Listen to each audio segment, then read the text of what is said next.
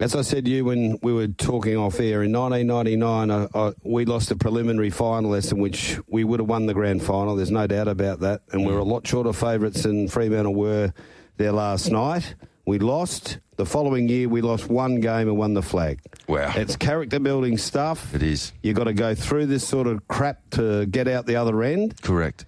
And still got a lot of young players. End of the day, it was an amazing match of footy. It was. Somebody had to win, someone had to lose. The script, you couldn't have written it better for David Swallow and the Gold Coast. A credit to him. Let's look at the other side of the equation. And as upset as I was that Freo had lost, you then listen to the players and a bunch of the family members from Gold Coast, and they're not a lot different to Fremantle. They've done it tough for a really, really long period of time. So you hear, some of the stories about the loyalty that have been shown by guys like Took Miller and David Swallow that have gone through nothing but pain, had never made finals, but the fact that they signed on with the club and they've really, dedicated their football lives to this place, for them to get the opportunity to win a final, and you could tell how much it meant to them. What it does underline is this is a damn good competition. I mean, the heat on the ball in that game last night was spectacular. Yeah. You got to say there were a couple of players from Freo that really melted and didn't handle the occasion. The one thing I say with Freo again is not many people had them beating the Western Bulldogs a couple of weeks ago to make finals. So for me, I just wanted them to at least play in one final so that they had some experience going into them next year and understand again that they do go up a gear. The pressure on the ball does go up another gear. Correct. You don't think it's possible, but it is, because every final I've watched so far, it just goes to another level again. So at least they've experienced that now. You would hope that this loss really, really burns in the off-season and drives them that little bit harder to get that bit better again. And they're far from the completed article. I think that's the other thing Freo need to take away from this is there are still holes in this list. Oh, wow. They're not the fully completed package 100%. Right now. I mean, a lot of the times you hear them talking, we won't do much in the off-season.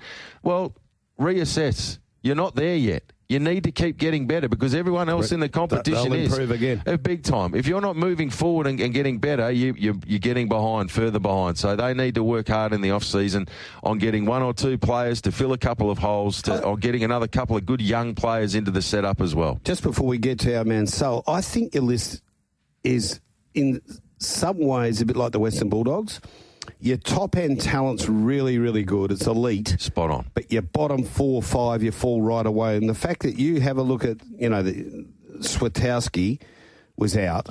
And so Driscoll comes in, and he was one of those players. He just didn't have a very good game last night. Yep.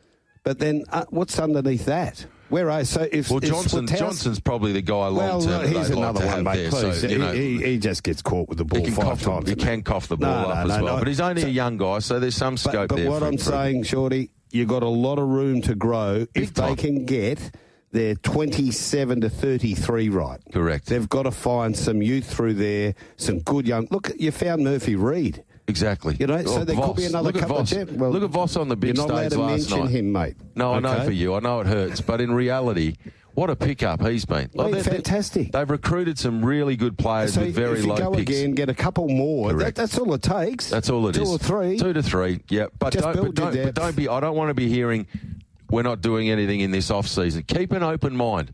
Get creative. Look St Kilda, it's still yet to be worked out whether or not what they're doing is going to work. But I like the fact that at least they're having a crack. They're bringing 100%. Some players in. You can't say they've sat on their hands like they have for the last decade. They're having a go. Yep. Now, Calgary Racing today has the Coolgardie Tyre Service Coolgardie Cup. It's an elite race. It's an iconic event, 1,760 metres, race 7 on the card. We'll talk about it in full later on, but they have backed Sentimental Hero $4.40 into $3.30. So make sure you get involved with Goldfields Racing today. The first event will be getting underway at 5 minutes past 1. And don't forget, Hong Kong Racing is back at Sha Tin. The great Car Ying Rising goes around in race number 3. Reckon there'll be many eyeballs on that race around the world today? That's a present. That's an early present for Father's Day right there. Car Ying Rising. Holy moly. In the countdown to the Everest. That's the race that it's aimed up at, isn't it? Yeah, it's coming in for the big money race. And I was lucky enough to get to the Everest last year, and it was rocking. With a superstar like that coming, what do you think it'll be like this year? They'll be ripping the place down. Yeah. Will they ever? And our girl, Sabalenka, has just won the US Open 6-3, 7-6. Beats Anisimova. So well done to our girl Sabalenka. She's a beauty. I love her work. And let's catch up with James Sully Sullivan. Good morning, Sol. Marty Shortte, listeners. How are we, boys? Yeah, good. Sol, is it a happy birthday to you today, Sol? Apparently. Happy birthday, great man. How you feeling this morning? Any older, or you still got a spring in your step by the sounds? Oh, no, I still got a spring in my step, and it's so wonderful to share it with all the fathers as well. Yeah, so it's a double whammy. Well, Lisa from Ellenbrook sent through a happy birthday message. Never misses. Cheers from Lisa from Ellenbrook. She never misses. How good is she? She never forgets you, Sol. Lisa's a favourite. She's a favourite. I'll tell you what, the Ellenbrook Rabbitohs are up and about last night, boys. They won their first senior premiership, winning the Val Murphy Trophy in the NRL WA Grand Final. So, they'll be up and about out there at Ellenbrook. Who'd they beat? They ended up beating North Beach. That's a big win. Ooh. Yeah, in Golden Point, too. It was that was in the reserve grade. And the Willagee Bears won their first ever premiership in first grade, lads. Well done. South Perth Line. Is that an omen? Bears? Could be an omen. It could be. Hey, Sol, growing up, sort of went to Melville High School and lived in and around.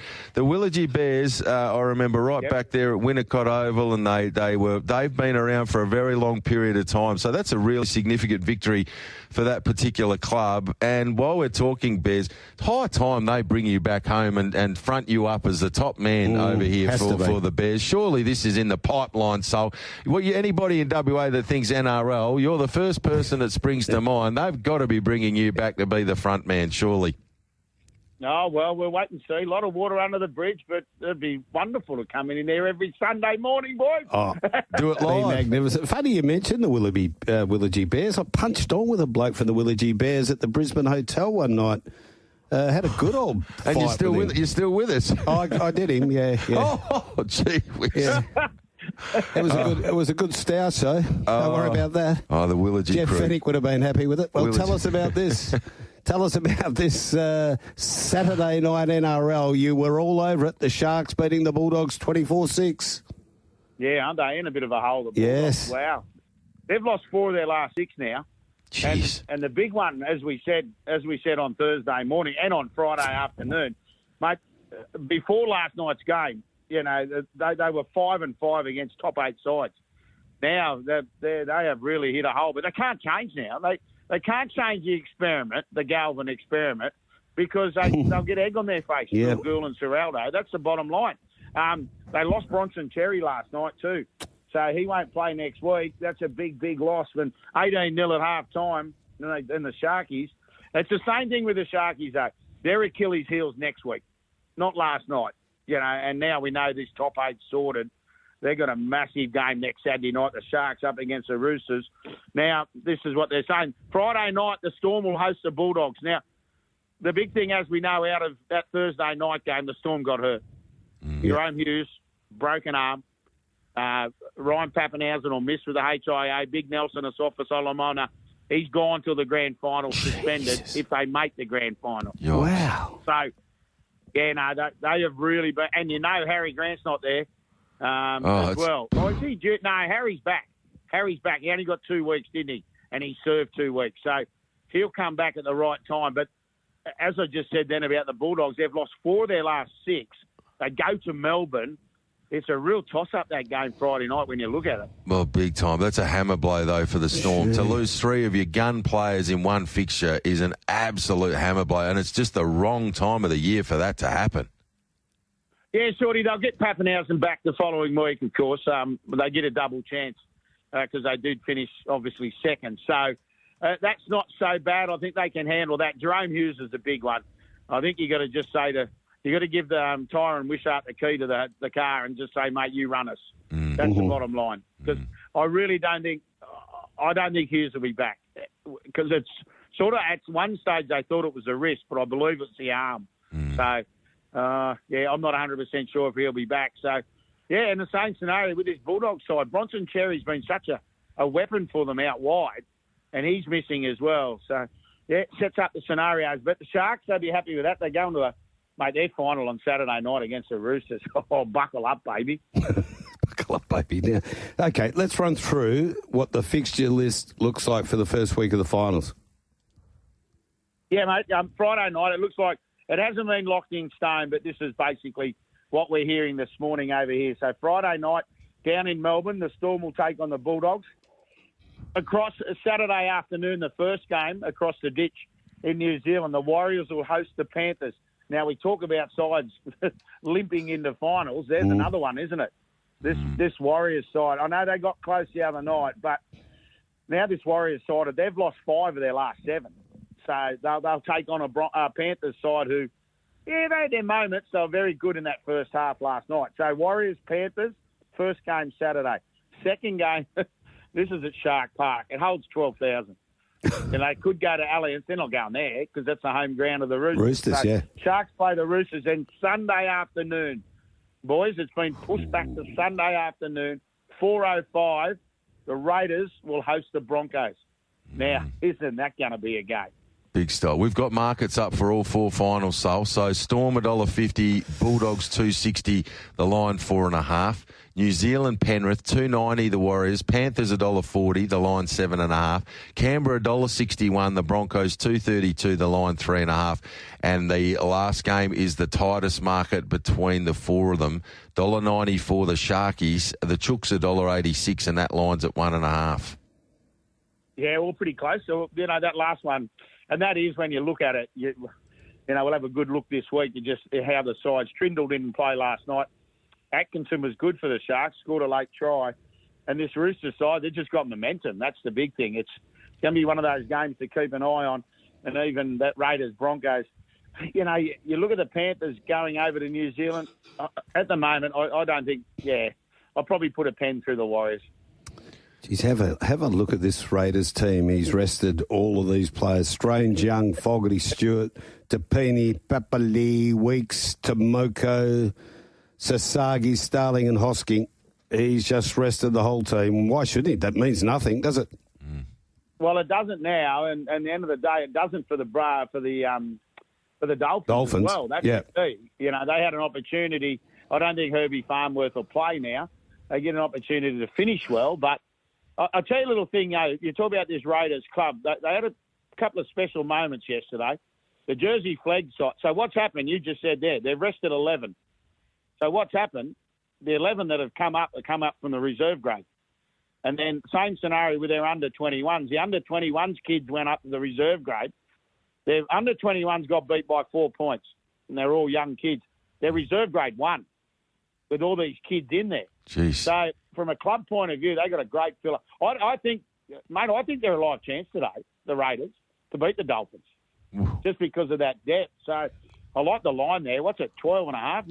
Plus 12.5, isn't it? Yeah, that's into $1.85, the plus. Ooh, yeah. No, I think they'll be up and about. Because you got to remember, Marty and Shorty, we saw the Panthers do it 2 weeks ago against the Bulldogs, didn't they? I know they got beat, but they didn't get towed up. No. Remember, these combinations are still there because they're playing in the New South Wales Cup, which is the reserve grade competition. So, he can rest them, and they've got plenty of rest now. I still don't like resting, I must admit. They only had a bye 2 weeks ago. Yeah. I hope it doesn't bite them on the you-know-what next Sunday. Well, the only thing when you rest them, they're not going to hurt themselves in their lounge room at home, whereas they can, like the Storm game this weekend's a great example of how pear-shaped it can go in one game to lose 3 of your big dogs. So I get why they've done it. So I will say, though, and to further your point in regards to a side like Canberra going into this and the reserves players coming up, every one of those 11 players that are coming into this side for this contest are trying to prove their worth to the coach and say, hey, if there's an injury or two over the next couple of weeks, I could find myself winning an NRL championship here. I want to be a part of this. So they're not turning up to go through the motions, these blokes. They're turning up to say, look, I'm here presenting, and if anything goes wrong with any of the big dogs, we're here ready to pick up the pieces and be a part of this. Oh, you've hit the nail on the head, and I tell you what, there's a bloke playing today. This is a great story. He was playing cricket last year in Newcastle. He's an off-spin bowler. Shorty, you'll like this. Big, tall boy. He's a brother of Grant Anderson that's at the Storm. The kid's name's Kane Anderson. The Queanbeyan Roos brought him to to Canberra this year to play club footy. He's gone from club footy to reserve grade. He makes his NRL debut today. Wow. Kane Anderson in the centres. And I've told a few people between me and you, get him to Perth. This kid can play. Perth Bears, have a look at his name's Kane Anderson, listeners. Just have a little look at him today. Mate, but what a great story. Honestly, he's an off-spin bowler. He's about 6'3". He's an offie, Shorty. I'll tell you what, he'll be looking to spin a few around the Dolphins there today. Don't worry about that, Sal. What do we do? Are we having a bet today or are you staying away? Oh, no, we'll have a... Oh, no, stay away. Hey, Father's Day and your birthday. There's got to be something there, Sal. Mate, and I tell you what, the next game, Eels, Newcastle, the Titans. What about the Titans last night? Did us a favour. How the hell did they win that game, the Titans? The Tigers, 28-12. I think they were thinking about what they're going to do on the Gold Coast, weren't they? You talk about the Willie G Bears. Royce Hunt scored a double last night for West Tigers. But what the Titans have done, boys, remember our wooden spoon bet, the most losses? We had the Newcastle Knights at $7 at the start of the year. Parramatta Eels can do us a favour today, and we can get one of our season bets. Yep. I like the Eels. They'll be too good. Yep. So I'm going to play today, Canberra Raiders plus 12.5. Yep. The Eels minus 12.5. So I'm going to go a couple of line bets there, but both for $1.85, $3.42. And then I'll go the safe way with the try score. I'm going to go Jake Averillo from the Dolphins into Zach Lomax at 3.16. And then the Raiders, Noah Martin, young back rower. I'm going to go him to score a try in the time into the Eels, Jack Williams. And we'll get $17.80 there. Cheap. That's lovely. That's very nice indeed. $17.80 there for Martin and Williams, Averillo and Lomax. Just before you go, I need to ask you this. Great man. Let's have a look at the betting to win it right now. And I've got a feeling, if you go through this, the market's got it right. Raiders 375, Storm 425, Penrith 550, Brisbane 6, Canterbury 9, Roosters 13, Sharks 21, Warriors 67. Gee, the Raiders get their chance to win an NRL flag here, don't they? They certainly do. And I'll tell you what, the Storm punters, you haven't seen a price like that this year. So, be brave. They were $2.45 a fortnight ago. Yeah, they were. Correct. Yep. And, you get that feeling. Boys, I've made the statement, a side out of the top four, they say you can't win it. There's a real possibility, and we've got momentum, haven't we? We've got momentum with the Roosters. We've got momentum with the Sharks. We've got momentum with the Broncos. And this is, the bottom line. They can say what they like about Reece Walsh, but he makes some mistakes, but, geez, he sets some plays up. So, the Raiders do get a great opportunity, Marty. You've hit the nail on the head. And, and as Shorty said, Craig Bellamy came out. He basically echoed what you just said about Jerome Hughes the other night. He goes, because he was coming back from the shoulder. He says, maybe I shouldn't have played him. But you can get what he wanted to do because the previous week he rested a lot and he said, right, we'll bring them all back for this final game, get them cherry ripe, tuned up, ready to go, and it turned out to be a disaster. But anyhow, these are the things that happen. Hey, Sal, we'll listen in on Thursday morning. Can't wait for it. Yeah, great. Thanks, boys. And I'll tell you what, everybody, have a great day. I don't think the sun's shining your way, but it is here. Good, mate. Hey, enjoy your birthday, Sol. Lots of love on the text line for you as well, mate. Have a great birthday. Yeah, stay safe, guys. Thank you. There he goes, James Sully Sullivan. Just before we take a break, if you got a spare moment or two, check out Zach Purton's book of rides for the opening day at Sha Tin.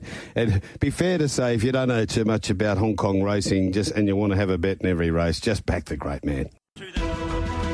Blah, blah, blah. Let Marty Young and David Shortte do all the talking on the Aftermath. Sunday morning at its best on Tab Radio Racing and Sports. And Chris Nelson joins us. A very good morning to you, Nelson. Good morning, Marty. Good morning, Shorty. And good morning to all the fathers out there who I hope have a great Father's Day. Yeah, good on you, Chriso. We echo those sentiments here this morning on the Aftermath. A great day of racing there yesterday at Randwick. We get to see some of the top liners back strutting their stuff. We're going to go through some of the features.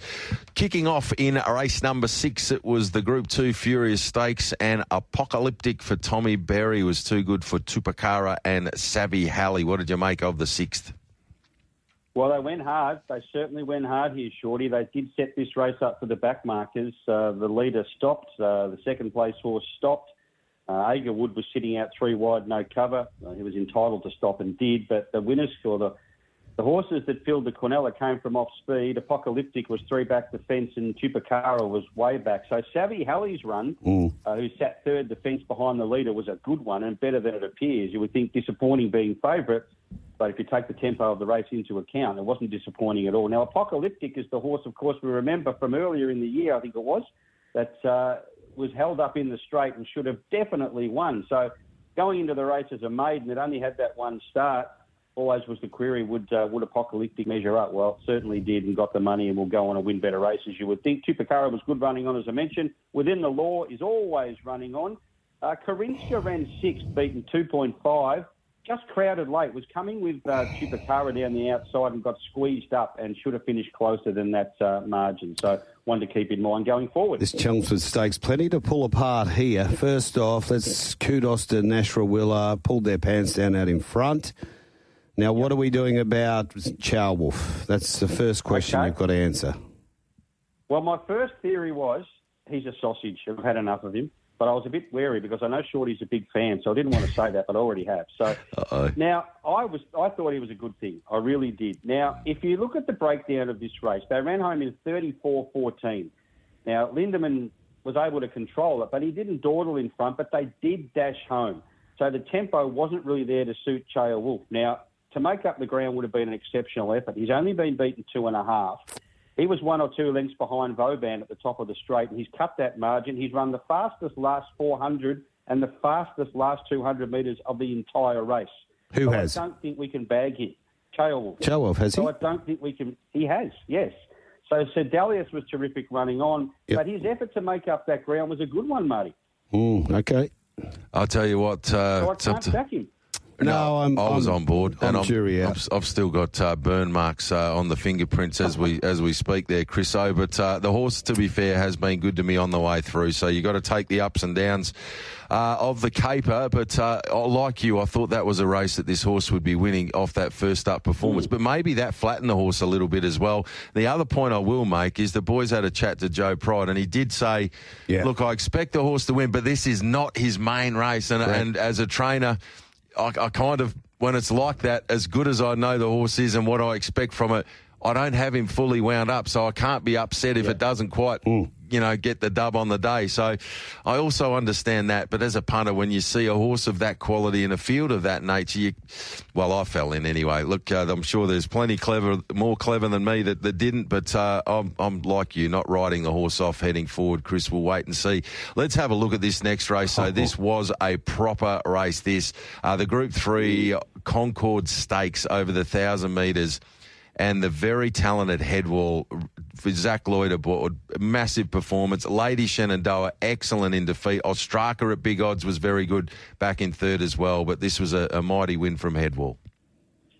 It was, but take into account Headwall was wound up with clear running down the outside and had a head full of steam, and Lady Shenandoah had to wait angled clear for J-Mac.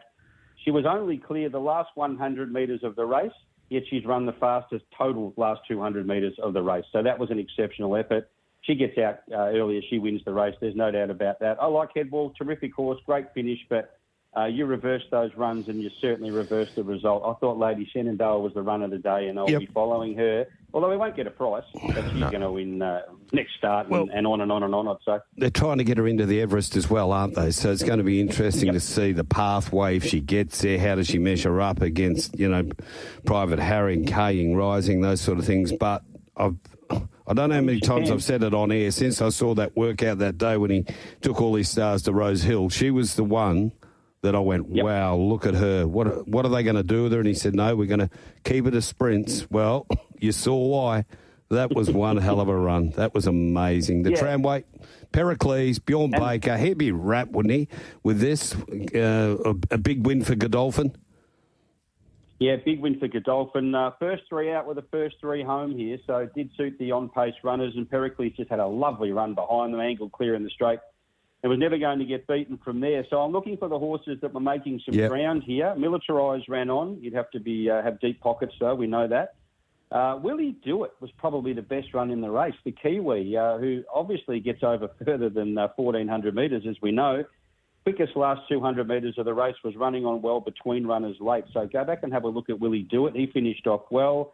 Line back, a 3-wide no cover, I suppose you have to forgive.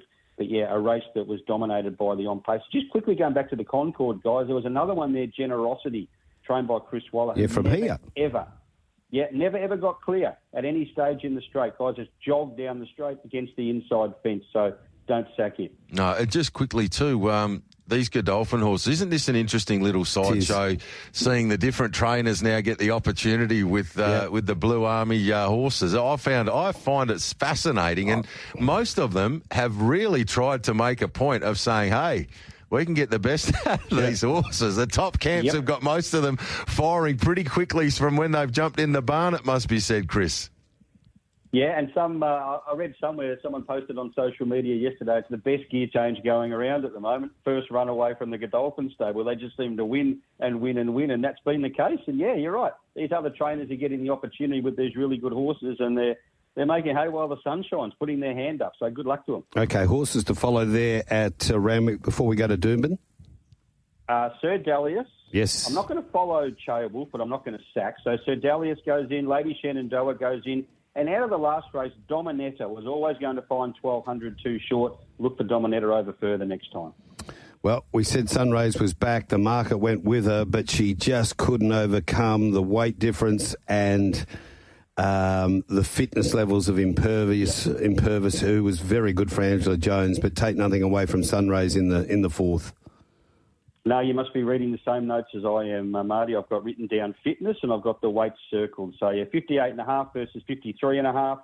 2 runs back for Impervious, who is quite smart, this filly. Yep. She has got a turn of foot. I saw her in some trials ridden off speed and she really displayed that. But she was game and tough and she fought on well. But Sunrays will take plenty of improvement, obviously, out of that race. All right, on to race number 5, benchmark 70. Benny Thompson to the 4 here aboard. Exceed Speed, make a call on the catch.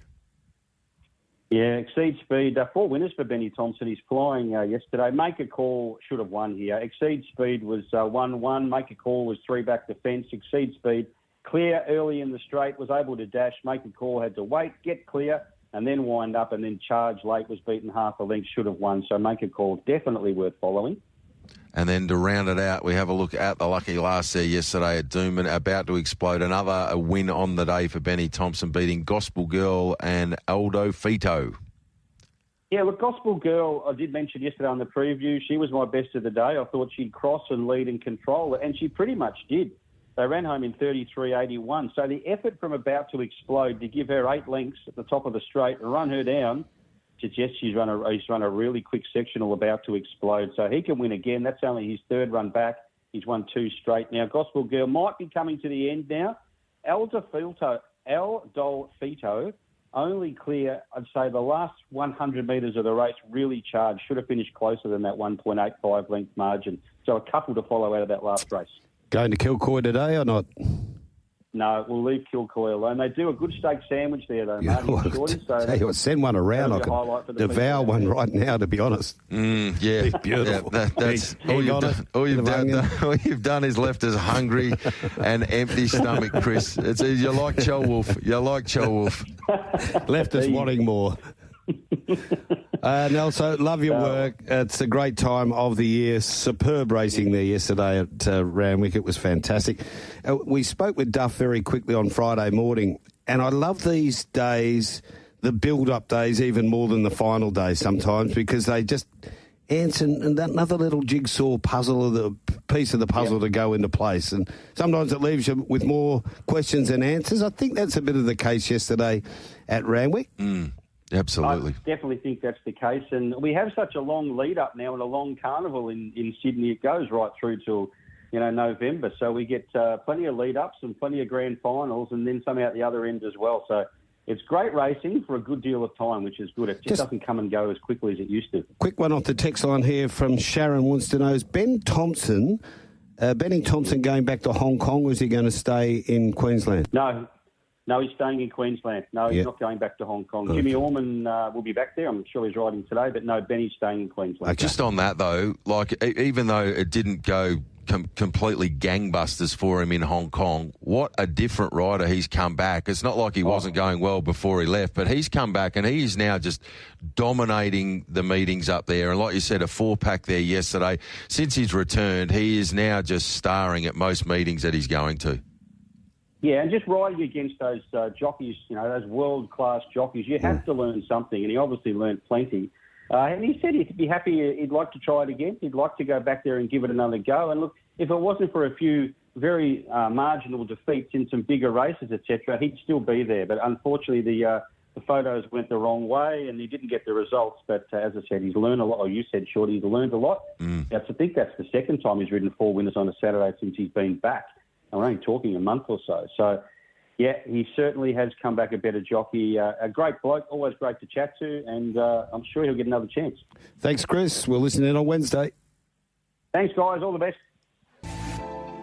You're listening to the Sunday Aftermath on Tab Radio Racing and Sports. Racetrack Ralphy's our man who was at Moonee Valley watching all the action yesterday. G'day, Ralphy.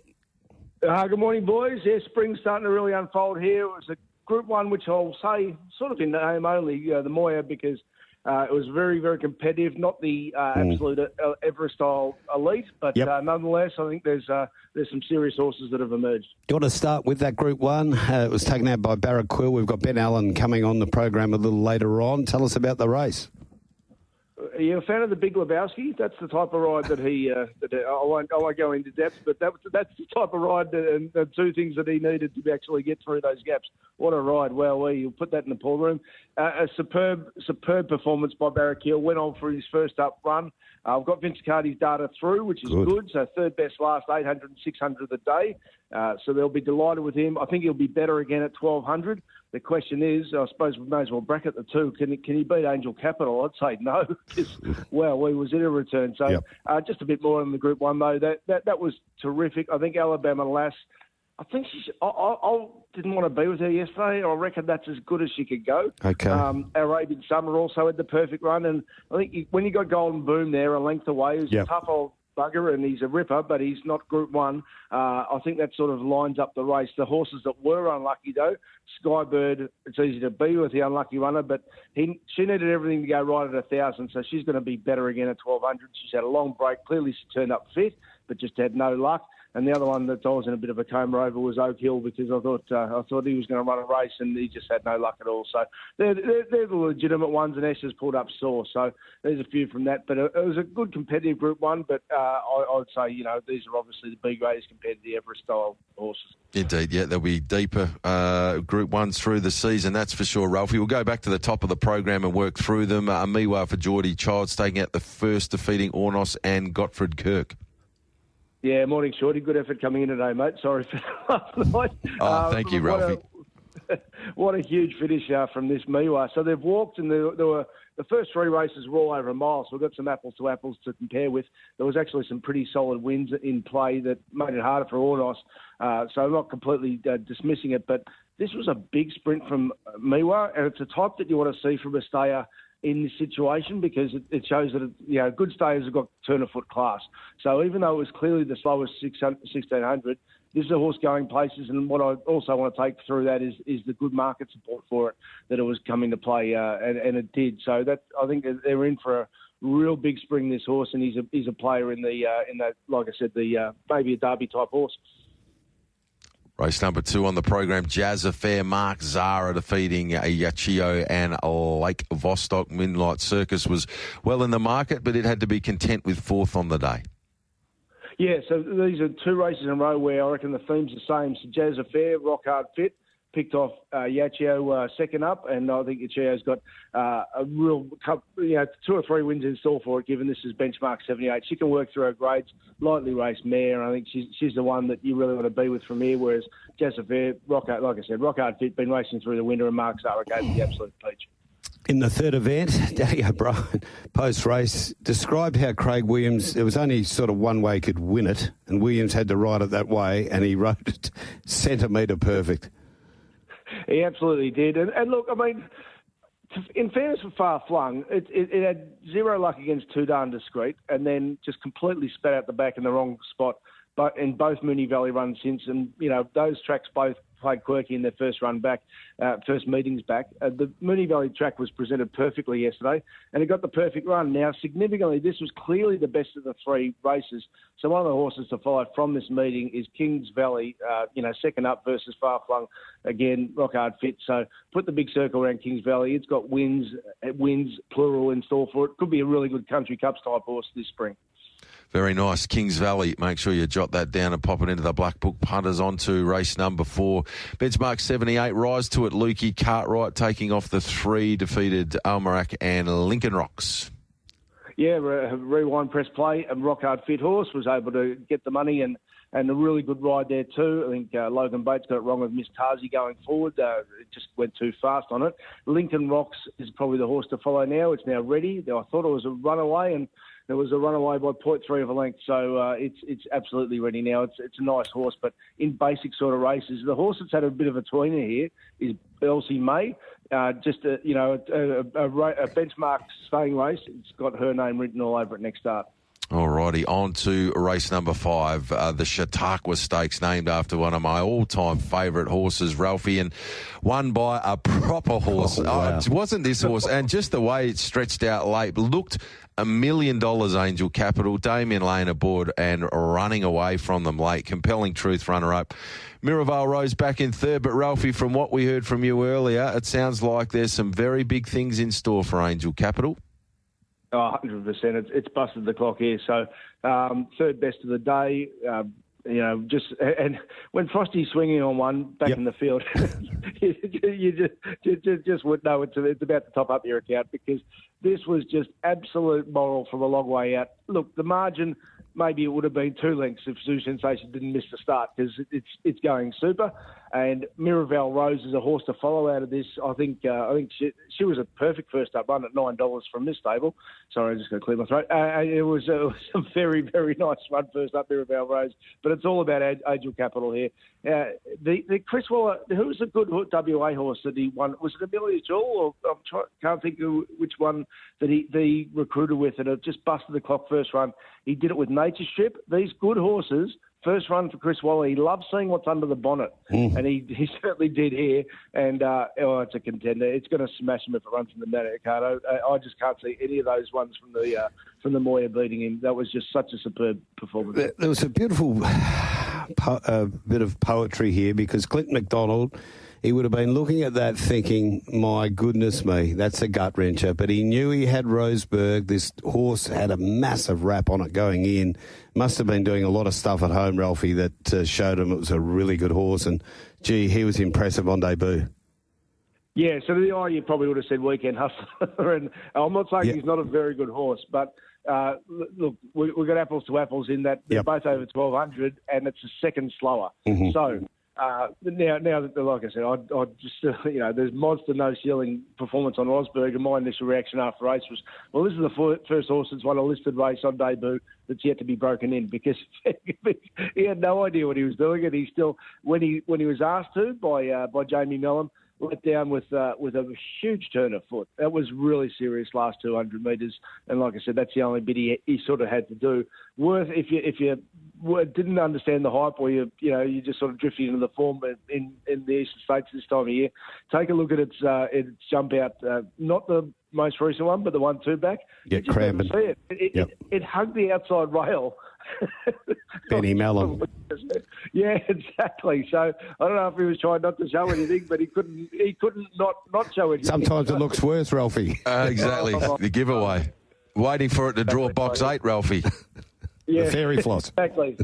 But no, it's very exciting. But as I said, it's just we just need to learn what more. But so does the horse. Indeed. Race number 7, the listed Atlantic Jewel. Gee, it was a day paying tribute to some pretty nice Some of your horses there favourites. yesterday. Absolutely. Alpha Sophie for Zach Spain. Too good for Custom and Salty Pearl. This was a nice win. Yeah, nice turn of foot. Again, modest sort of overall time, but a lovely turn of foot. And I wouldn't want to be Zach Spain if he didn't get that run. Come back to big fella moods. It was obviously primed to turn up. It didn't do a lot, McLaughlin, in its Queensland lead-ins, but I heard Peter yesterday on RSN say that this horse had really improved since it, and part of his Hall of Fame career is the fact that he's been able to improve so many. So really good performance. I'm a big fan of Custom and Salty Pearl. I know they haven't done a lot on the clock yet either, but Custom's one of the Kira recruits from James Cummings. I think she's got some upside over further, and so's Salty Pearl. So I'd be surprised if they haven't got some nice wins in that sort of fillies range at 1,400, 1,600 coming up. Race 8, so you think, at the Valley where he did some of his best work. And I know you like Moira. Desert Lightning was able to beat it. Tell us about this race.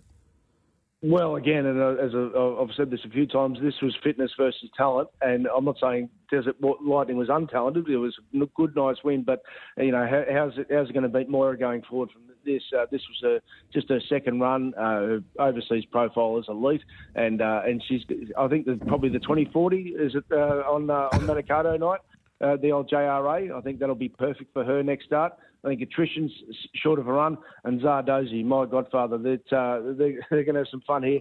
Third best last 200 of the day at the end of 1,500 metres on a day where there's so many good sprints on. So Zardozi is on point, and I think we'll give a Melbourne Cup or a Caulfield Cup a real shake. Alrighty, 30 seconds, Ralphie, before the news. We had race 10, Lafraca beating Princess Q and King Zephyr. Best of the day from a Black Book perspective, please. Well, I'll add King Zephyr. That was a perfect first-up run. It wasn't perfect if you're on it. Angel Capital is a superstar, and Yachi and Kings Valley earlier in the day will win benchmark races. Thanks, Ralphie. Find all your stuff, racetrackralphy.com.au. There he goes, leaves us there. Now, speaking of that Retrovision text line, Marty. Yes. Marty, let's talk about the winners, not the losers. Go the Hawks. It is mothballs for the losing sides. Boys, talk about Collingwood, Geelong, Gold Coast and the mighty Hawks. Thanks from Snoz. Well done to you, Snoz. You are the winner, and you do get the opportunity to go again next week. Morning, lads. Been a big weekend in sport. The Cats won, the Bulldogs won, and the Moss Street Ferries choked last week on their home dung heap. Shorty, your dad was a ripping, wonderful man. Had many a chat with him in the old Willagee TA. Enjoy Father's Day, lads. Mario. Thank you, Mario. And I do appreciate that on Father's Day, mate. And we do, if you just joined us on the program, we gave a shout out to all the dads today for Father's Day. Whoever the main man in your life is, throw your arms around him today. Give him a big hug and make him feel special. It's a great day for all of the dads. Bluey here. I thought Darcy and Fredericks fumbling and forwards dropping marks were vital to Freo's loss last night. Great game to watch from Bluey. Thank you, Bluey, for that one. Here, another one from Greg L. Feeling for the Dockers this morning. Any other year, 15 wins would have had them in top 4 and playing again this weekend after last night's slip up. What a waste of a season. Thanks again for Friday Arvo, Marty. I had a blast getting stuck with Rusty and the Mauler at Gloucester Park when we got back. Was the icing on the cake. Now, Marty, before we get to our great mate Brad Hardie, the Brownlow medalist, you put together a hell of a function on Friday. Of course, you do a great job each and every day on Drive that you come to the program, but what you do on Thursday is a little bit special. You've got your own little racing community full of wonderful people, and you put on this function on Friday. The bus ride out there, the bus ride back, then the night at Gloucester Park. Tell us a little bit about it. Well, first off, you've got to say to Ian O'Connor and Joanne out at the Mundaring Hotel, they put everything on. No one hit their kick for the whole time we were out there. It was amazing, and to his generosity, the service, and just to have him there with us all afternoon was fantastic. A lot of stories, but it was the bringing together of so many people who had never met each other apart from texting in on Straight Up. And I've got to say, the youth that we've brought into the team there, Zach and his team, they were fantastic to have these young fellas. You know, a lot of young fellas, they know a lot. and they don't tend to listen to us old blokes, so they were just asking for more stories, and they just loved it. But they know their stuff, and they listen in. Marty. If you made a mistake, they'll pull you up on it, or if you said something good. But it was great. It was an absolute blast. That's so good. Well done to you and all the team, and for everybody that supported as well. I had the punters' day yesterday. You've had that this week. What comes out of it? Gee, there's a lot of good people. I know we sort of people tend to dwell on, the bad people and the bad things in life. I tell you what, there's a lot of ripper people involved in this caper. The punters are good people. On the Aftermath, it's time to introduce the 1985 Brownlow medalist from the Footscray Football Club, Brad Hardie.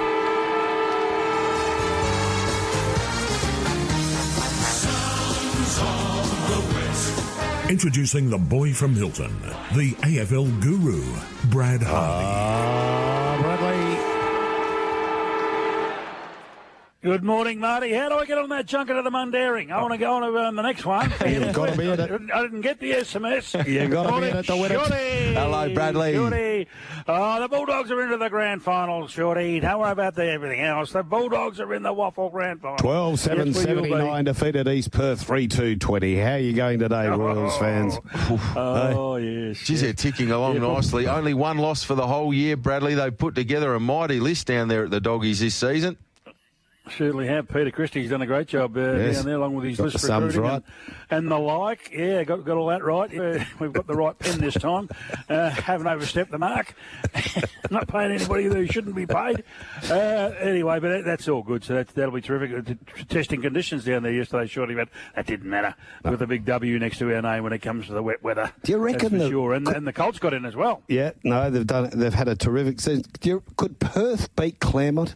Could they just beat Claremont there today at Revo Anything's Fitness? possible. Gee, they were good last week, Perth. I watched that game against East Fremantle. They had to come from 4 goals behind, and gee, I caught up with a couple of Perth supporters.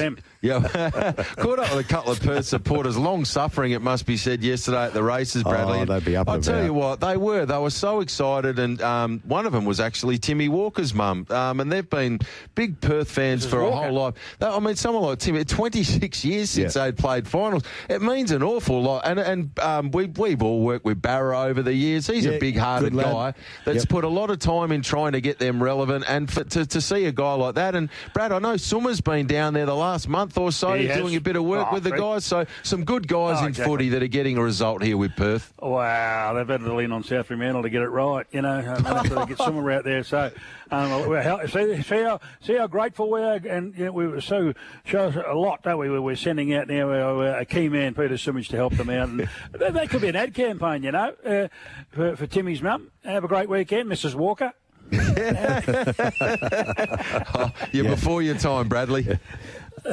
Hey, Brad, let's start with it, though. Yes. It was heartbreak for the Dockers last night, going down in the most dramatic circumstances by a point to the Gold Coast Suns. Well, Shorty, you know what I've always said all along, that's Fremantle for you. I mean, the biggest danger to Fremantle going into last night's game was Fremantle, and unfortunately they delivered. Because they should never have been in that position where they were. I mean, you can lament 7 goals. They had 7 goals kicked against them against Port Adelaide not just a few weeks ago as well. So it's not as if they didn't know that what they should be doing to try and rectify that. I know you can't start a fight. You can't do any of that sort of stuff anymore. But to have 7 goals kicked in succession against you is just lamentable. Yes, they were gallant and sort of coming back. They've done that most of the year. But in the end, what about the scriptwriter? The scriptwriter? David Swallow. David Swallow getting that one. And no disrespect to the young kid from Fremantle. I think the captain, Pearce, was the only one who worked it out. Mate, don't worry about it. We don't want a point. We want a goal. We need it closer to goal to level up and go to overtime. And the crowd are all barracking. It wasn't very clever. Barracking for the point. But that was a fabulous effort by the Gold Coast Suns. And look, everything was, I'm sorry, Shorty, everything was tailor-made for Fremantle last night. Home ground, big crowd, conditions dried up suitably enough. I thought, there was no rain to worry about. And there was no tagging. And that's what was lamenting. I was worried about it. I thought Hardwick won't tag, but Fremantle needed to do something. I know they all come off with great numbers, But I think it's fair to say the Rowell and Anderson combination just did a bit more than Brayshaw and then Sarong, and that was the difference. And they're not knocking them, but you've got to pay respect to the opposition, and they didn't do that last night. And if you get Anderson and Rowell off the chain, that brings so many others into the game. And it was a sensational finish. And but one that now they'll be licking their wounds for a long, long time. Well, you've got to hope that Fremantle learned from it. So they obviously, looked like they were going to miss finals, and then they pulled that win out against the Doggies to qualify. At least they've now had a game of finals experience for this group, particularly the younger players that weren't there a couple of years ago to feel it. It does go up another gear, another notch in finals. So they've experienced it. And you've got to hope that this really burns them in the off-season and drives them, and also makes them realise I've heard a lot of talk about, Fremantle are just going to work with what they've got. No, you need to get better. Last night's a really good example that you need to be active in the trade place. You need to be looking at who your next generation can be built. And Marty raised a really good point that Fremantle's top-end stuff is really good, but it's that bottom 4 to 6 players that ideally Fremantle need to get those depth players and just get that bottom end of their 22 better heading forward. And a farewell as well last night for Nat Fyfe as well. He's been an absolute champion for the football club, and farewelled him there overnight, and congratulations to him on a mighty career. Yeah, no, he's a ledge. There's no doubt about that, and it's going to get better every day that he's out of the game. Don't worry about that, and deservedly so. But you're right, Shorty. Unfortunately, the recidivists were there again last night. From Fremantle's point of view, Amos, the three-headed monster. The secrets, well, there's no secret. There's a two-headed monster, not a three-headed monster. Michael Frederick, you know what I think? I think he's a downhill skier. Again, didn't get involved, not a tackle involved. Even Luke Ryan. Luke Ryan is a myth. I mean, he does not know how to defend. He had 23 disposals last night, kicked in 8 or 9 times, had about 2 or 3 contested possessions and no tackles. That's not good enough. That's not good enough for your leader. Geez, I feel for Pearce. What a leader he is. He was the man who was huge. Nearly single-handedly got him back into the game again, because of the way he put himself into the game. And I thought, I don't know, it was third up or what, second up, third up. Hayden Young just wasn't moving the way we know he can last night. He looked like he was really, I know he had a big quarter there at one stage in the last, but he just didn't look like he was moving. And that can happen when you've had a checkered run throughout the year. But he's their next captain, and he's their best player, and he'll be better for a good rehab across the summer and a good pre-season. He did a lot of work getting the ball out, though. I thought he still played a great game, Young. And it was it was a great midfield battle. It was. I was glad they went head-to-head. It was a great game. Let them go head-to-head. It was entertaining. And score at a draw. Big time. You know who else deserves some big props? Bailey Humphrey for Gold Coast. This young guy is a star. I mean, what he did on a few occasions, he created something from almost nothing. At a time where Freo was struggling to get the ball in their forward half, he took his opportunities, this young fellow. I thought he was excellent. And for the Freo, there are some positives. I thought Voss was excellent. Tracy was really good. Murphy Reid looked really good in a hot situation once again. There's some good stuff there for them to look at, but they've got to improve heading forward. And the other thing I'll say, Damien Hardwick, what a difference it makes getting the right man at the helm of your football club. Yeah, they believed. Exactly right. They believed there. They listen. If you listen to the right man and you respect the man and you put in, and he's telling you you're going to win, there's a good portion of your brain that's telling you we'll buy in here, and I think we might win. So he's certainly got them on the right track. I don't think there's any doubt about that. And, and I'm not saying it now because they're out. I mean, I've been saying it all the time. That's why I think Fremantle lead. I think you look at it, you've just outlined everything there, Shorty, but you've had Sarong, Brayshaw, Tracy, Voss, and a few others have had really good games. They've still lost. Pearce was mighty. And lost. Yeah. That's the problem. And look, let's face it, that they lost the unlosable game there because everybody was tipping Fremantle. I mean, the only ones that were really tipping the Gold Coast Suns were the Gold Coast Suns. Inside their 4 walls. Of course, they've got to be optimistic, and of course, they've got to think they've got to go out there. But, dearie me. I mean, as I say, now they've got to try and improve another 10 or 15% next year.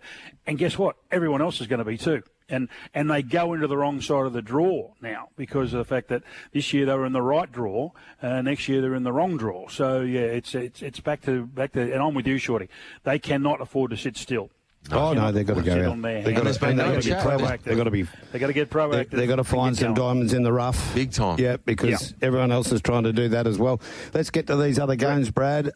What a freaky sort of a game it was yesterday. The Giants and Hawthorn. It was all Hawthorn. Then the Giants made this massive comeback, and they just, as you often said, Brad, you range up on the outside from 10 lengths back, but you got to keep going past them, and they couldn't. Go. Yeah, that's right. I mean, I did that game, boys, obviously, and, mate, the inside 50, 40 inside 50s at half time. And down by 20-odd points. You know, that was the problem. Their proficiency forward of the centre, they just weren't getting it right. They didn't get anything out of Riccardi, Brown. Hogan was on one leg, came good, still got 3 in the end.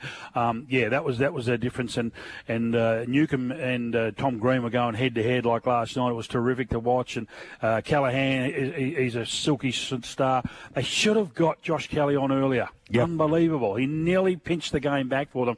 The way they were going with the inside 50s, if they could get on top of that and get the scoring going, right, they were nearly going to pinch the game. And then you say, Marty, they got up to him. Got a nose in front, and then all of a sudden Hawthorn steadied and were able to see them off. But, again for the Giants, I think they're a better chasing team, Shorty, than they are in front. I was worried about on Friday when I spoke to you, Marty, I was worried about the Giants being 24, 30 points in front, thinking, we lost these two last year when we were like this. That when they were behind, they played a better brand. They got going again. Whitfield off a halfback flank was terrific. So they had a real crack, but they've got to do some work too now. Their list has got to be turned over a little bit as well. A few of their senior top-end players are probably just about had enough, and they've got to try and find a new way in because otherwise they're just going to be sitting around the 6 to 9 mark as well. So the Battle of the Rucks was quite amazing. Briggs turned the game in that third quarter, got on top, and at three-quarter time he was positioned, and I love the way Meek fought back in that final quarter. He halved it again in that final quarter, and he was very important in steadying Hawthorn up under pressure. Well, that's where Luke Jackson's going to come into his own next year for Fremantle. That's a positive because they'll have to jump next year. There won't be any of this wrestling. I take it to the bank. They're going to make them jump next year. And, Meek, Briggs, Darcy, they don't want to jump. They want to wrestle. And that's going to be a new part of the new wave of footy. Last touch out, you will see less throw-ins at boundary low and throw-ins. It'll be off hands or off foot in between the 250-metre arcs, so that'll come into play. So this is something, again, clubs are going to have to get organised, and, that's why St Kilda, getting de Conning in because they think he can jump, whereas Rowan Marshall probably goes down to Geelong or somewhere else, to get a game now. So you're only going to need one ruck and one pinch hitter. So from that point of view, so that'll be a change in the game, which was going to be very evident yesterday because both Briggs and Meek both want to wrestle. Yeah, big time. Geez, they're a high disposal team, aren't they, the Giants? Whitfield 36, Green 34, Callan 34, Ash 28. Plenty of ball for their key ball winners. And, I'll tell you who else was big, and he's been big since he walked in the door there at Hawthorn. A lot of people knock this guy, but Jack Ginnivan, the season that he's put together has been spectacular. He's not just getting sort of 18 to 20, but he's kicking goals as well. And he just, they lift when he lifts, like he's a real barometer for him. Jeez, he's good. He's so good, Brad. He was an 8-possession player. Back when he was at Collingwood, if he was lucky. And even when he came to Hawthorn early days, he was that as well. And he was kicking one or two here and there. He's at 20 now. He plays at high forward really, really well. And he made a couple of phone calls yesterday when he kicked a couple in a minute. And there's nothing worse when you do that and all of a sudden, hang on a minute. Hang on. Hang on. And GS taking his photo. I've got to say about that GS, for a bloke who doesn't do a lot in a game, he knows when to get hold of the guys just kick the goal. You watch how many times he's the first in to celebrate. That'd be his best stat for mine. Now Geelong against the Brisbane Lions, this was probably the best performance of a team over the weekend for mine. Well, health is your best player. And Geelong have got the best health. They've got a clean record. There's not one player really. I mean, probably Cam Guthrie. Or is it Cam or the older one? He hasn't played all year. So other than that, they're and Mitch Duncan's retired. But they are sailing at the moment. And you see what they do, and you talk about. We talked about last night. And it's good. Yeah, it's good fun to watch them go head to head. But when you've got Mullins and O'Connor and these blokes who can do jobs on McGluggage and co, it's so advantageous for you. You know, and Mullins actually kicked his first goal of his career, which was brilliant. They're in really a sweet spot at the moment, Geelong, waiting to see who they're going to have. And they work the lines over. The lines are banged up. We can see that. Even Lachie Neale coming back. Now, he's popped the calf now, but coming into the game, I've never seen him so rusty below the knees. How many handballs did he miss, which is unusual, and fumble? And McGluggage couldn't get his hands on the footy. Charlie Cameron, he's a shadow of the player he was, 12 months ago. 2 years. Yeah, they've got a few issues. So, but we always tend to kick the ones that lose in the qualifying finals, and laud the ones who win. So, and again I look, they'll give a bit of cheek next week, the Suns, but I reckon that Brisbane get past them. And the bigger game for me is going to be Adelaide and Hawthorn. What happens there at the Adelaide Oval? 5 of the last 8 qualifying final losers have gone on to lose at their next game. So it's a little bit mythical about that one, Brad, about, the best teams that lose the first one win the second one. 5 of the last 8 that have lost have gone on and lost. Yep. Yeah, well, as I say, look, Hawthorn had 8 starts at NG and not won one. Yeah. And they've won one. And it has been a year for that, hasn't it? Yeah, this is what you do when you're on a trajectory as a club coming through on the way up. You've smashed those ceilings, and that's what happens, And as I say, they just need the opportunity now. I mean, sometimes you have a sliding door moment. I remember Hawthorn having a couple of sliding door moments in their back-to-back. Remember, they fell in by a point in, I think, 2 prelim finals, or near enough to it. So, each game is different, and we said it on Friday, Marty.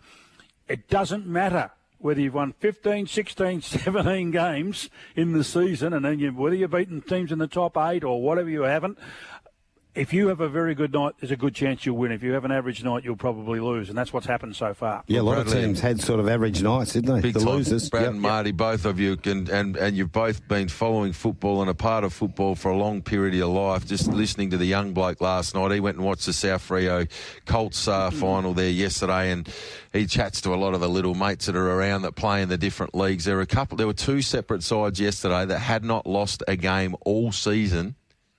Yep. Knocked off in the grand. Yep.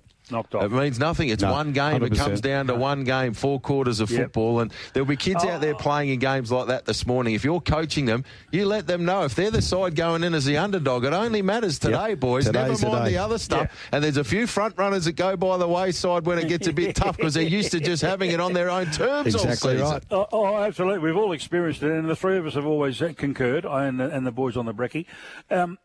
Anybody can beat anybody on the day, and we said that. When teams are playing at their best, yes. I mean, when Brisbane got their full assault, they're the best. Their best is the best, but they haven't. So everybody's gettable, and nobody's invincible. And even Geelong. I mean, as I say, they got 1 foot in the grand final by the look of it, Collingwood and Geelong. But if you think that. You can come unstuck. If I was one of the 2 teams in the comp at the moment, I'd want to be Geelong or Collingwood. Don't worry about that. They'll both sit back, lick their wounds. $2.60 now the Cats, $3.25 the Pies, $8 Brisbane, $10 Adelaide, $11 for the Hawks, and Gold Coast at $15. That's a tap-touch market. Who's more dangerous to Geelong and Collingwood? Is it Brisbane and Hawthorn, or is it Brisbane and Adelaide? I can't see the Gold Coast testing, I don't know. I think Brisbane are just locked. They're knocked up, Brad. They've lost Neale now. There's no Hipwood. That forward line didn't work with Sam Day's not working with Morris, and he can't play. No, so I think they're in trouble. They could get beaten by Gold Coast. Gold Coast. So up until the last time they played each other, Brisbane had bullied Gold Coast for many, many years in those Q clashes. Think back to what happened. It's only 6 or 7 weeks ago. Gold Coast made a statement in that game and said we're no longer going to get bullied as the young brother. So now they come in knowing that they have beaten them. Don't forget the pride of the Lions, though. When they do have a bad one, they get a mulligan every now and then. And when they bounce back, they bounce back in a big, big, big way. And Harris Andrews and Zorko and these guys, McGlug, each one have a bad one like he had again the other night, I'm sure. So because again, Hardwick doesn't tag, so McGluggish doesn't have that worry next week going against the Gold Coast Suns. So in a shootout, I'm happy to stay with them. And you can score against Collingwood. and you can score against the Cats. Don't worry about that. It's just a matter of getting it right on the day or the night. Tell you what we have to get right, Brad, the Sunday saviour. Yes. We need one from you. Exactly right. Yes, well, what about this? Let's go this way. Mudgee Race 2, on debut, number 8, Zorko. Wow. They're going to bounce back, so Kavanagh's got that one. It goes pretty good, apparently. And then we'll go to Bendigo Race 4, Sensational Secret. I've got one for you, Marty. $1.80. And then we'll go to, I'm going to Kilcoy. Race 5. Kilcoy. What didn't they run the Cox Plate at Kilcoy? Isn't that the Isn't that the Moonee Valley of the North? Of the North, yes. Kilcoy Race 5, number 2, Kind Wish 230. So Mudgee 2, 8, Zorko. Bendigo 4, 10, Sensational Secret. Kilcoy 5, 2, Kind Wish. $10.75 for me and Ginger to hear today. Oh, Loans 1, 2, 3 and Retrovision. But we've got to put in our good mate Ross Fitzgerald because he's coming up on the show. Yes. Is he? What's Fitzy up to now? He's just owning more winners than Group 1 Morts. He's had about 5 winners on Friday night, Gloucester Park. They're conjoined twins, aren't they, the pair of them? They're conjoined twins. So he'll be coming up. But, good luck to all the boys there from Retrovision Loans 1, 2, 3. And, of course, what about your man, Frankie?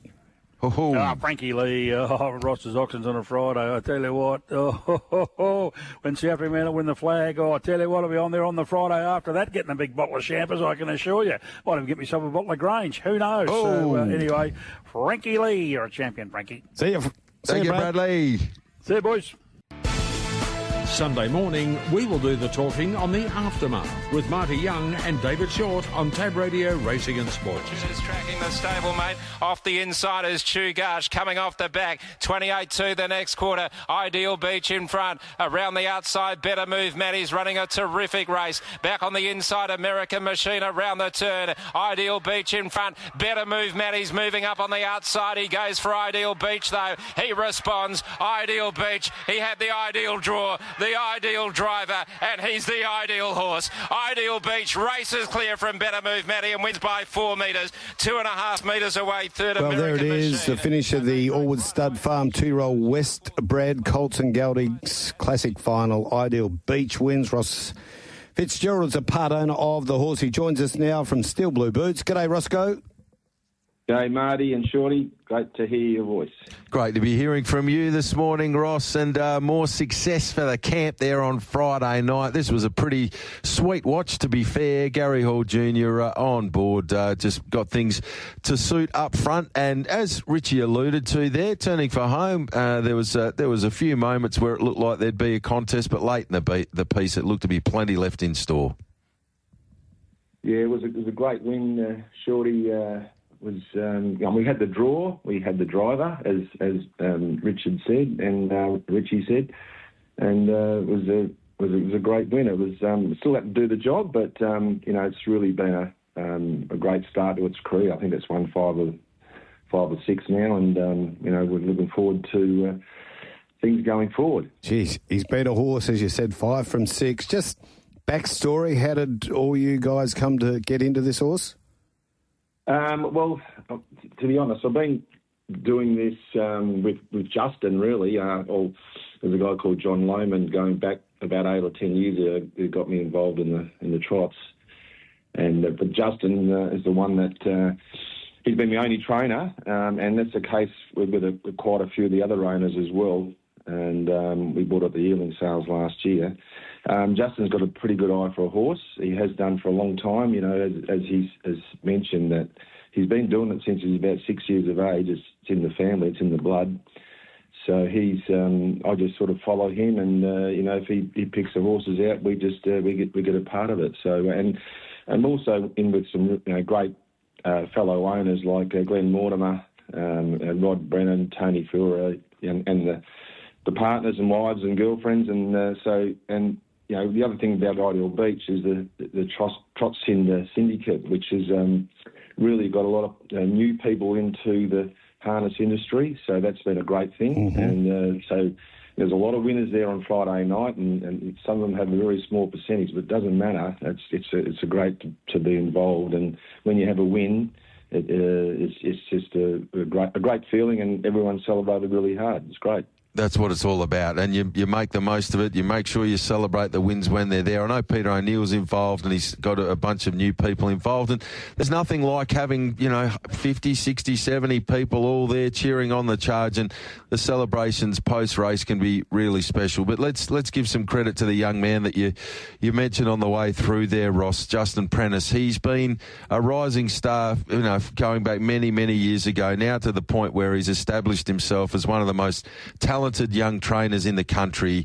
He's from good stock, obviously, on the way through, but he's made his own mark in this sport in a relatively short space of time. He just knocks up winning race after race. He's a hard-working young fella. As you touched on, he's got a great eye, but he understands the big picture. It's one thing to win the races, but he's there to chat to the owners and enjoy the wins as well.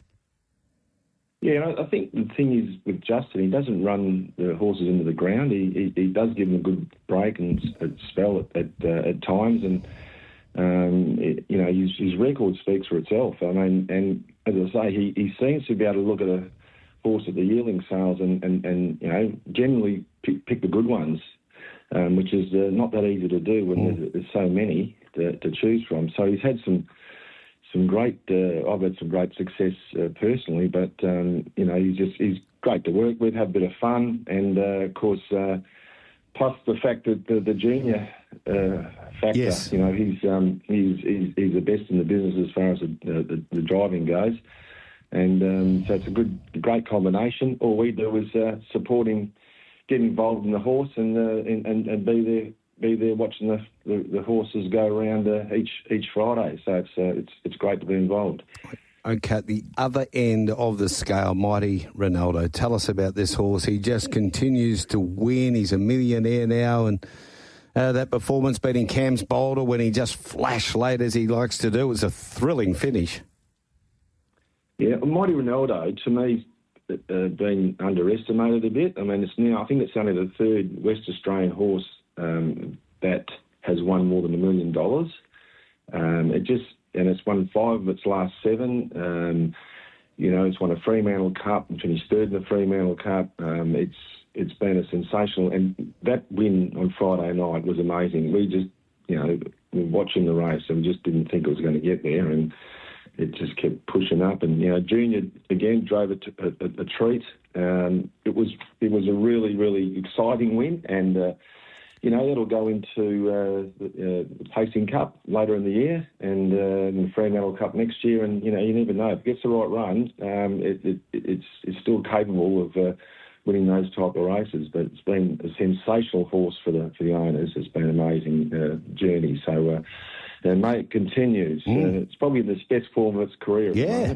Yeah, and that's saying something. As a 7-year-old, if that win didn't get you up out of your chair, you need to check to make sure you got a pulse. The way that it hit the line over the last 100 metres, Ross, you guys must have been ripping the place down. It looked unlikely, and then all of a sudden, just that last little, it was like the Junior hit a nitro button. The way that it extended that last little bit, it just shows you how much the horse wants to win. Yeah, it does, and don't worry, Shorty. We did. We got excited. We couldn't believe it. We celebrated hard on that win, and then obviously Ideal Beach was a few races later. So it was a really good night. And you mentioned Peter O'Neill. He's been a fantastic acquisition for harness racing, and our new marketing manager. He's doing a really, really good job. I just want to say that going to the trots, I really hope that people can get behind the industry, because. Even on Friday night, there was a lot of rain, there was lightning, and we still had a pretty good crowd, all things being equal. And so it seems like things are on the up when it comes to the trots, and I really, really love my involvement with it. And Peter's doing a fantastic job, as is Mick Radley and all the staff. They've been fantastic. Roscoe, you're a terrific sponsor here at Tab Touch through Steel Blue Boots. Continued success in the harness racing world, and thanks for coming on the program today to share the delights of Friday night here at GP. Thanks, Marty. Thanks, Shorty. Thanks for the opportunity. Really appreciate it. And good on you, and happy Father's Day too to you, Ross. I hope that all the family spoil you like you deserve today, mate. All the best. Same to you too. Cheers. See you, Ross.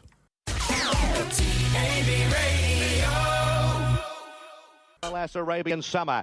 They were followed by Golden Boom Deeper, a length and a quarter, Surf Sway, Q-Man, Barrackeel, then Rothfire, Neon, Swell back as Skybird the inside. Has a lot to offer though, then Payline, La Dorada, and also Oak Hill. Escher went to the front, Alabama Lass on the outside, immediately up to it. Arabian Summer back to the fence, and then came Barrackeel. Alabama Lass, 100 metres to go, strikes the front. Barrackeel bursting through, and Barrackeel got the split at one from Alabama Lass, and also on the inside. Well, Betty Allen was piloting Barrackeel to that Group 1 win. I'm sure you like listening to that victory in replay, Betty. Yeah, it gets better every time. How was it? You were needing that run somewhere in the straight. You were just, having to levitate in the end to get over the top of them, and then the run appeared and bang, you went through it. Yeah, it was looking pretty messy. The race didn't really pan out how I wanted it to, having those two runners park up outside me. So it didn't leave us with many options. And when there was a bit of interference, and I think Alabama Lass popped to a 3 wide line, yep, I took the chance to try and get onto her back. And then, even rounding the corner, it was quite tight. There's a lot of horses kind of looking to go for the same gaps. And I'm just like, he's quite a big horse, and he's tough. And once he actually did get that split, he really lengthened. It's moments like this when people sort of press the slow-mo and have a really good look at these races, that the bravery of jockeys and the size of the balls sometimes really come to the fore, Benny, and that was certainly the case there yesterday. When you see that opening, it's split-second stuff, it really is, but you said go, and to the credit of Barrackeel, the horse was ready to go. As soon as he saw that gap, bang, he just burst through, and it must be a beautiful feeling when it opens up for you like that, particularly in a race like that yesterday at Group 1 level. Yeah, it was unbelievable, and I think out of all his starts, that's the first time he's actually had to race in amongst other horses, so I think that's why he actually kind of come off the bit early, just because it's something he's unfamiliar with. And when they were kind of shifting around, it was more, I could see there was quite a bit of movement, and I was just really hoping that something would move out the way, or Alabama Lass would find that little bit more where I could either get to the outside of her, or she eventually rolled out where I was able to get the gap between them. But even when I was coming from a few lengths behind, so I was really just praying that Craig kept a straight line for when I did get there, because it was either we were going through it or we were going to be running up into a dead end. Benny, to say you know this horse really well is an understatement, isn't it? The old cliche. You've ridden it every start of its career. Yeah, the first time I actually sat on him was at his first start. I had no idea about the horse. I knew they had an opinion of him. Even watching his jump outs, he's never been a flash horse at the jump outs, so I didn't really take much notice of it. And then I still remember the first time riding him, the feel he gave me. He didn't beat much at sale, but the way he did it and the way he felt in his action, he felt like a proper horse. And I think because he's had all those setbacks, it just gave the horse a chance to kind of mature. So when he's got to the races, he's got a mature head compared to some of the other horses, and it's good that all the hard work's starting to pay off for the connections. Big time, and most people that sort of follow racing pretty closely say Moonee Valley's very much a horses for courses style venue, but Barrackeel is a horse that really has enjoyed racing at the Valley. Yeah, he seems to be a track specialist. Fair to say after the race, I was cursing. I was hating on the Group 1s there. Just they're so high pressure and there's so much that goes on, and you don't really get a chance to think in those races. You kind of do before you think. So I was hoping it'd be a little bit easier, but I'll take it. And Bennett Racing, such a big mob too. There would have been plenty of excitement amongst all those owners after the race. So I'm sure they would have looked after you. Oh, it was unbelievable just to be able to share the moment with them. A lot of them are first-time owners, and I think might only own the one horse. So for them to be able to go on that journey of having to be patient with the disappointment phone calls of your horse has injured himself again, and just had to be persistent and just wait and wait. And for them to be going from Sale to Swan Hill to now Group 1 at Moonee Valley, it's unbelievable. Stuff dreams are made of. You're rather right on the day. Salty Pearl was a really nice performance for Kieran Maher. This horse looks to be set for a really nice prep. Yeah, I like her. She's quite a tough mare. The track was a bit on the firmer side, and she was a little bit reluctant to kind of travel on the surface early. That's why we were so far back. But the plan was we drew wide just to take our medicine and kind of work out in the rails. I was hoping if Ole Dancer had taken off early, my plan was to follow it. And when it kind of waited, I seen a chance to get on the back of Peter Moody's one that Zach Spain was riding. And I thought he was in for a good hope, so I followed him and we were able to cut the corner. I thought we were a little sneaky chance at about the 250 when I got a bit of room, but the winner was quite tough. And I just felt my horse was a little bit reluctant to give her best on the firmer deck. So Okay. She get the track with a bit of sting out of it. Should be one to follow. All right. What about Barracuda? Now, where does it go? I'd say you'll head to the Manikato with things going well. Yep. Which will obviously shape up as a tougher race, but he'll be back at his ideal trip, which will suit him even better. Geez, Troy Corstens, I heard him interviewed earlier on in the day on racing.com. He was supremely confident. He said, I wouldn't swap him for any other horse in the Moir.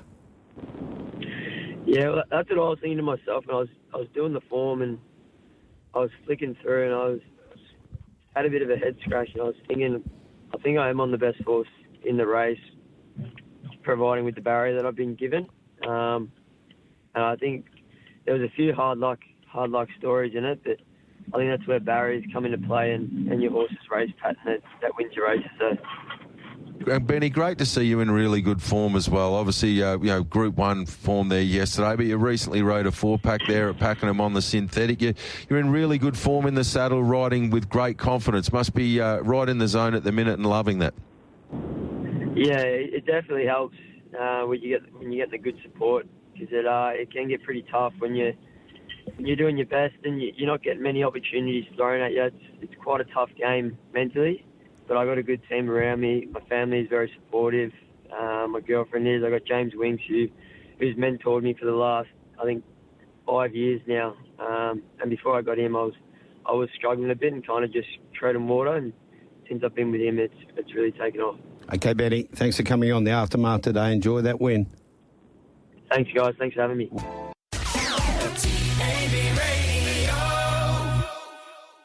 Racing. Iconic Jet began fairly, showing early speed was Wise Barrow. Iconic Jet at least rails through and finds the early lead, going through to second. Spooky Hook and Sunset Mirage now goes ahead of him, then followed by Transcendent, and Wise Barrow sees them all down the back. Iconic Jet, the leader, out by 4. In second place was Sunset Mirage, hunting up on the inside. Transcendent, Spooky Hook together, and Wise Barrow still last, but off the back. Iconic Jet in full flight, hugging the inside rails nicely clear of Sunset Mirage, and Iconic Jet wins by 6 lengths. Second goes to Sunset Mirage. Transcendent. Demolition job there last night in a heat of the Full of Fitness Spring Gift. It was the greyhound that went to represent WA in the National Sprint Championship final. Had no luck there from box 5.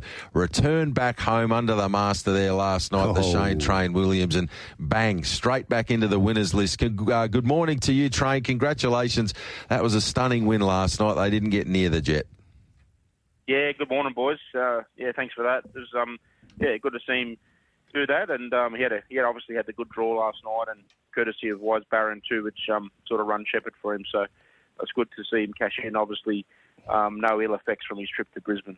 Obviously, no ill effects. He must be tough. Out of that in his stride. Yeah, he probably travels better than me, Mart, on the plane. He's probably got more frequent flyers than me as well. But it was. He pulled up really well. I could tell when I got him out after the race in Brisbane, he was jumping around like a lunatic. So I knew he'd come through the run well. And then, obviously, he flew home. We both flew home Monday night. And, his weight was good and he travelled well. So, I'd seen that race there and I thought, well, we might as well go around and lucky enough to draw the red. And then, obviously, again, next week in the final. So, really good for his confidence, and hopefully he can get the job done next week. It's a nice money final again next week. This dog's just racking up really nice prize money through its career. So it's gone $29.80. They then had the second heat of the Spring Gift, and last year's WA Greyhound of the Year, Miss Envy, was a co-winner, so they dead heated Miss Envy, and the winner of last week's feature, the Peter Thomas, our Aussie salute. Jamie Marsh has got this dog flying at the moment. It's gone to another level, so they dead heated there. I think it was $29.86, so you've gone roughly a length quicker. Weston Sydney was back in third, Timmy Tesla back in fourth, but it'll be a good final there next week, some good quality opposition. Yeah, it certainly will be. It won't be an easy thing. And just on Jamie's dog, yeah, it's airborne. It's definitely gone to another level, Shorty. And I think the track last night was definitely slow. You could see through the times throughout the night, and the general consensus was probably about 4 tenths off. And that probably makes sense because Miss Envy went 29.48 last week, and she's gone 29.86 last night, sort of untouched. So, like I said, I think good weather next week we can see. I'm not worried about the times, but I know that my dog's trialled 29.39, so I know he can go quicker than that. But box 1 is a big advantage for him next week, and hopefully he can use it again and keep that undefeated record, Shorty. So what about Miss Envy and our Aussie Salute? Where did they draw? Miss Envy drew 7, I think, and the Aussie Salute maybe 5 or 6. But use a bit of the track. Western Sydney and 2. He probably... off the draw, it's going to be the hardest to beat, I think. You don't want him in your rear vision mirror. He's very strong, but like I said, there's plenty of good dogs in the race and plenty of chances. But I wouldn't swap my dog or the box boys. No, you've got a fair bit laid on for you there next week, which is nice. And you're right, Western Sydney's a very smart dog, but he's not a great beginner. And the key for your dog is getting room to muster. And generally, when we see Iconic Jet on the arm, he's going to be running very quick time, so that makes it pretty hard for everything else when they're chasing and trying to make up ground. Anything else from the camp worth keeping an eye on this week, Train? Got a few maidens on Wednesday night, Shorty. I think Rip and Pike will be hard to beat. He's got box 1 as well, so we're having a bit of run with the draws. He's the next litter to Iconic Jet, so he's got a big reputation to fill, named after the great man William, but hopefully he can get the job done on Wednesday, box 1.